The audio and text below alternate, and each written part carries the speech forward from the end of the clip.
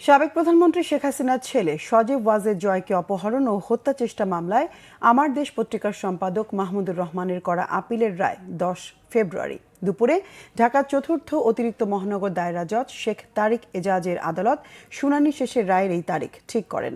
মাহমুদুর রহমানের আইনজীবী বলেন, এই মামলার যে সাক্ষ্য প্রমাণের উপর ভিত্তি করে রায় হয়েছে তা প্রসিকিউশন দেখাতে পারেনি। সাক্ষ্য প্রমাণ ছাড়াই বিচারক মাহমুদুর রহমানের 7 বছরের কারাদণ্ড দিয়েছেন। এর আগে গত বছরের 29 সেপ্টেম্বর ঢাকার অতিরিক্ত চিফ মেট্রোপলিটন ম্যাজিস্ট্রেট মাহবুবুল হকের আদালতে তিনি আত্মসমর্পণ করে আপিল শর্তে জামিন আবেদন করলে তাকে কারাগারে পাঠানোর আদেশ দেন। পরে 5 দিন কারাভোগের পর জামিনে কারামুক্ত হন মাহমুদুর রহমান।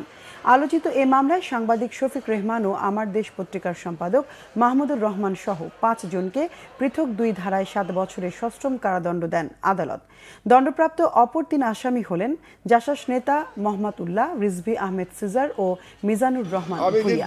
আইনের প্রতি শ্রদ্ধা দেখিয়েছি, আমি সারেন্ডার করেছি, জেলে গেছি, এখন আবার আমি আইনের মাধ্যমেই লড়াই করছি। সুতরাং আমার লড়াই লেখালেখির মাধ্যমে হবে এবং আইনের মাধ্যমে আমার লড়াই আমি চালিয়ে যাব।